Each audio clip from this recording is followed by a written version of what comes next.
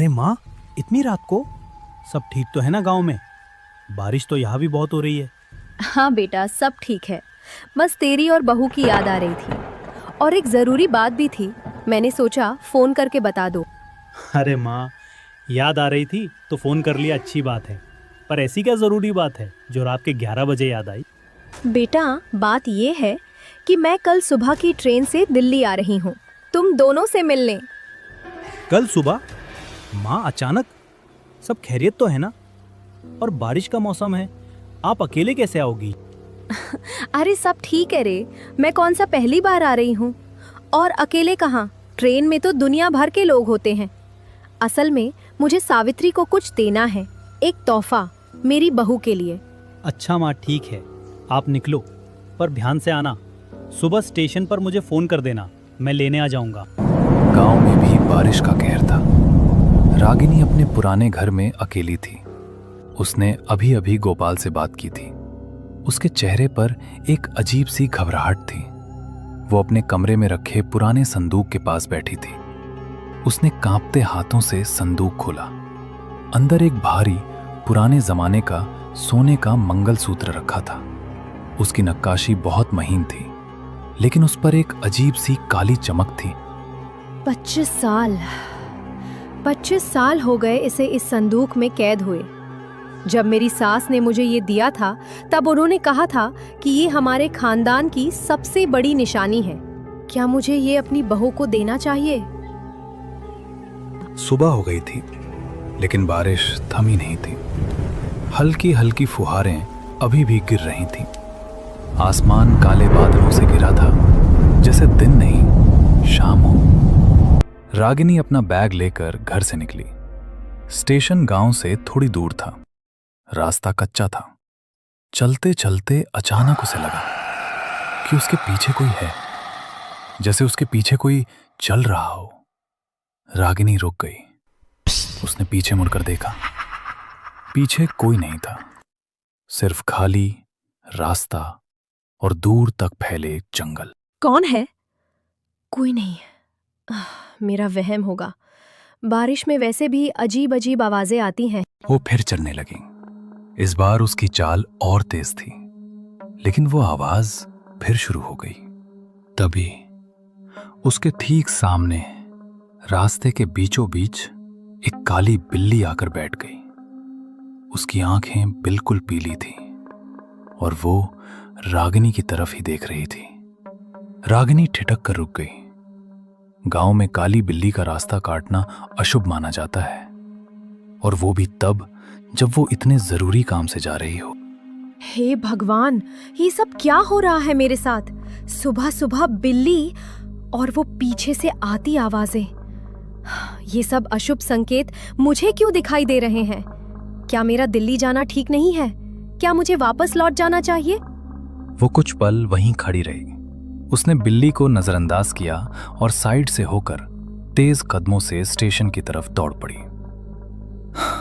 रागिनी हांफती हुई स्टेशन पहुंची। Train bus आने ही वाली थी। ट्रेन आई। रागिनी एक डिब्बे में चढ़ गई। डिब्बा लगभग खाली था। सिर्फ एक दो लोग दूर की सीटों पर बैठे सो रहे थे। रागिनी एक खिड़की वाली सीट पर बैठ गई और अपना बैग कसकर पकड़ लिया।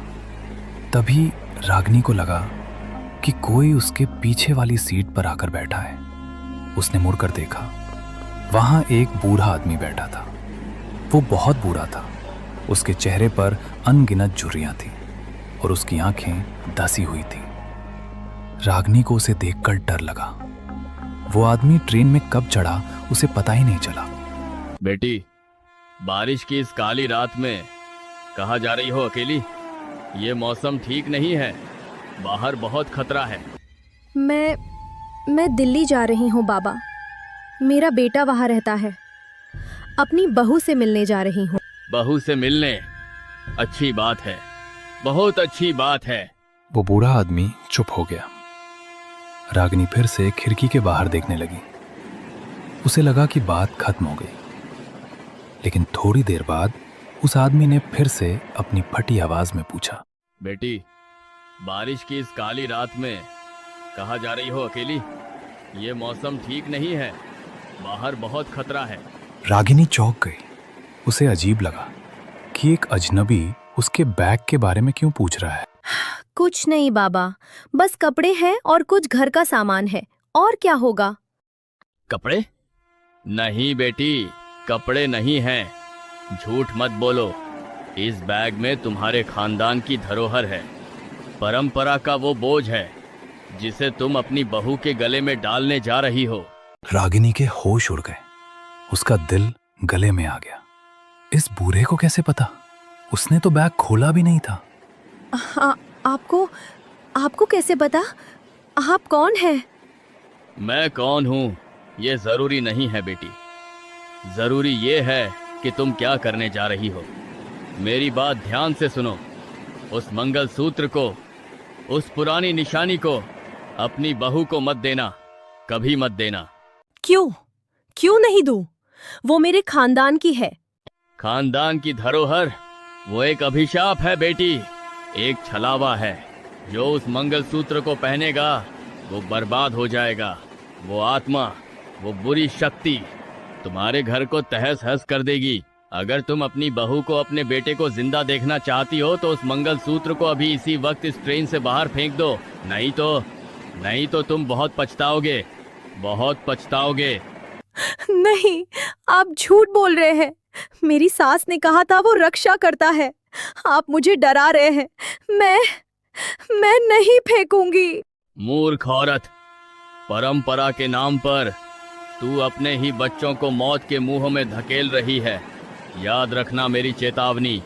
जब पानी सिर से ऊपर गुजर जाएगा तब तुझे मेरी बात याद आएगी, पर तब बहुत देर हो चुकी होगी, बहुत देर। तभी ट्रेन एक जोरदार झटके के साथ रुकी। शायद कोई बड़ा स्टेशन आ गया था। डिब्बे की लाइटें एक पल के लिए बंद हुईं और फिर जल रहीं। रागिनी ने डरते डरते पीछे मुड़कर देखा। पीछे वाली सीट खाली थी। वो बूढ़ा आदमी वहां नहीं था, जैसे वो कभी वहां था ही नहीं। ट्रेन अपने प्लेटफॉर्म पर पहुंच चुकी थी। वो ट्रेन से उतरी और अपने घर की तरफ चल दिया। बहू, ये लो, ये हमारा खानदानी मंगलसूत्र है। जब भी कोई नई दुल्हन घर में आती है तो उसे ये मंगलसूत्र दिया जाता है। अब इस परंपरा को तुम आगे बढ़ाओ। सावित्री ने जैसे ही उस मंगलसूत्र को छुआ, दीवार पर लगा सावित्री और गोपाल का फोटो नीचे गिर गया। अरे, ये फोटो नीचे कैसे गिरा? हवा होगी शायद। बहू, तू इसे पहन लेना। अब मैं चलती हूँ। थोड़ी देर में मेरी ट्रेन है, मुझे अभी निकलना होगा। उसी रात 12 बजते ही सावित्री की आंख अचानक से खुली। कौन रो रहा है यहाँ? ये किसके रोने की आवाज है? और ये चमेली के फूलों की खुशबू ये कहाँ से आ रही है? कौन है? कौन है यहाँ? कौन रो रहा है? गोपाल, गोपाल उठो, उठो, देखो कमरे में कोई है। क्या हुआ सावित्री?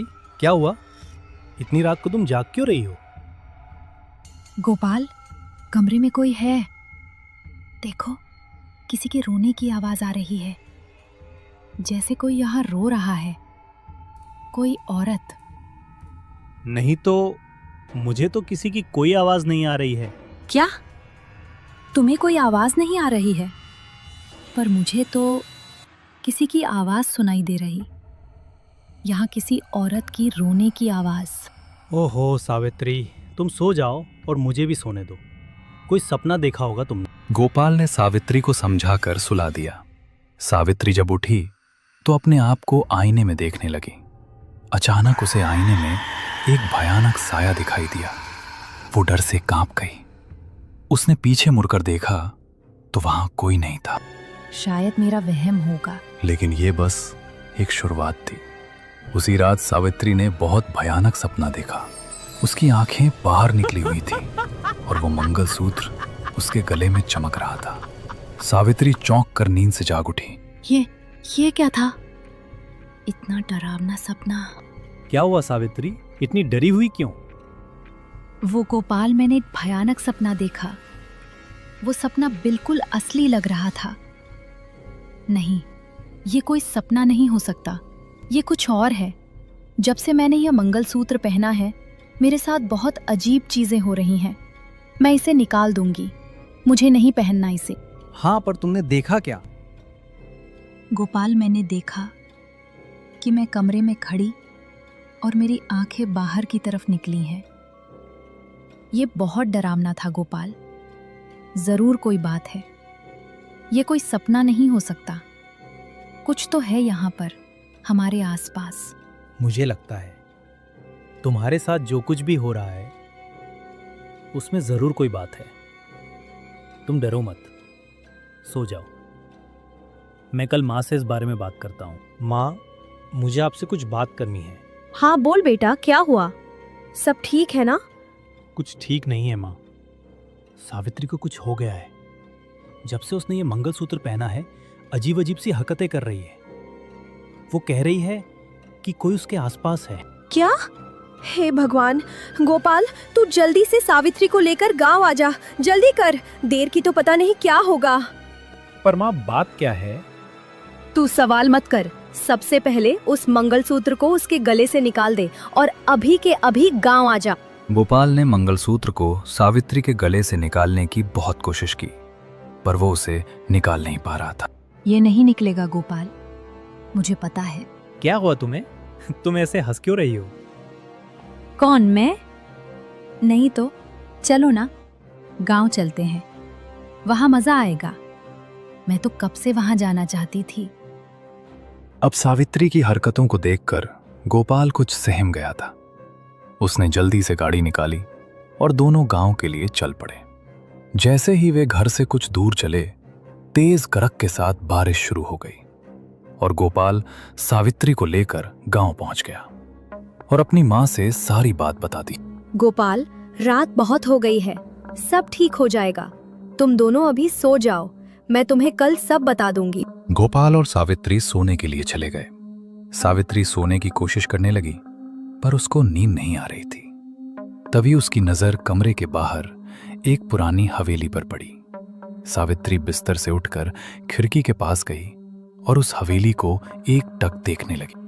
उसने कमरे का दरवाजा खोला और उस हवेली की तरफ चल पड़ी। सुबह जब गोपाल की आंख खुली तो उसने देखा कि सावित्री उस पुरानी हवेली के बाहर बेहोश पड़ी हुई थी। सावित्री, सावित्री उठो, क्या हुआ तुम्हें? मैं यहाँ कैसे आई? मैं तो अपने कमरे में सो रही थी ना। क्या हुआ सावित्री, तुम यहाँ क्या कर रही हो? पता नहीं गोपाल, मुझे कुछ याद नहीं है। गोपाल घर आकर अपनी माँ को सारी बात बताता है। रागिनी जल्दी से घर से बाहर भागी और गांव के एक तांत्रिक के घर पहुंच गई। तांत्रिक जी, जल्दी चलिए, नहीं तो अनर्थ हो जाएगा। क्या हुआ रागिनी, इतनी क्यों घबराई हो? आपको तो पता है, मेरे बेटे की अभी अभी शादी हुई है। घर में नई दुल्हन है, लेकिन उसके साथ पिछले कुछ दिनों से कुछ अजीब घटनाएं हो रही है और कल रात वो हमारी उस पुरानी हवेली के बाहर बेहोश पड़ी मिली। मुझे शक है कि कहीं वो वापस तो नहीं आ गई है। आप जल्दी चलिए, नहीं तो अनर्थ हो जाएगा। थोड़ी देर में रागिनी एक तांत्रिक को अपने साथ लेकर आई। ये कोई साधारण आत्मा नहीं है, ये एक शैतानी आत्मा है। हमें आभास हो रहा है, पूरी बात बताओ, किसकी आत्मा है ये? बाबा, मुझे लगता है अंजलि मेरे पति के बड़े भाई की पत्नी वही है। सावित्री ने उसका मंगलसूत्र पहना है, वो उसे निकालने नहीं देगी। नहीं, ये किसी औरत की आत्मा नहीं, ये कोई आदमी है। पूरी बात बताओ, उस मंगलसूत्र से जुड़ी सब कुछ क्या हुआ था? बाबा, अंजलि का पति वो अच्छा इंसान नहीं था, वो एक राक्षस था। वो तंत्र विद्या और काला जादू करता था।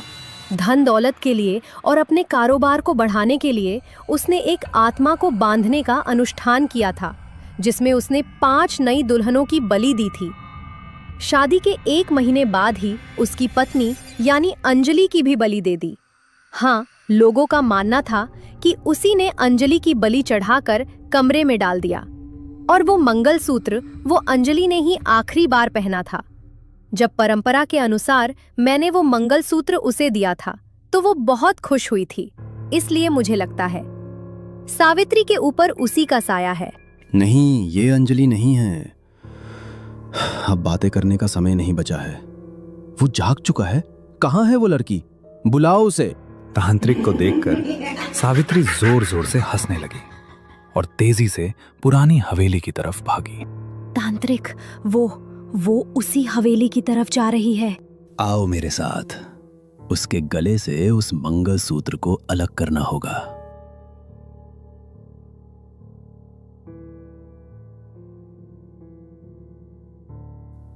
तांत्रिक बाबा ने जोर जोर से मंत्र पढ़ना शुरू किया। मंत्रों की आवाज सावित्री के कानों में पड़ते ही वो बेचैन हो गई और हवा में ऊपर उड़ने लगी। बोल, कौन है तू? छोड़ दे इसके शरीर को। तू मुझे नहीं रोक सकता पाखंडी। ये शरीर अब मेरा है। ये मंगलसूत्र मेरा है, मेरा। तू अंजलि की आत्मा नहीं है। बोल, बता, कौन है तू? तभी उन तांत्रिक ने मंत्रों से अभिमंत्रित जल सावित्री के ऊपर छिड़क दिया। सावित्री दर्द से चिल्लाने लगी।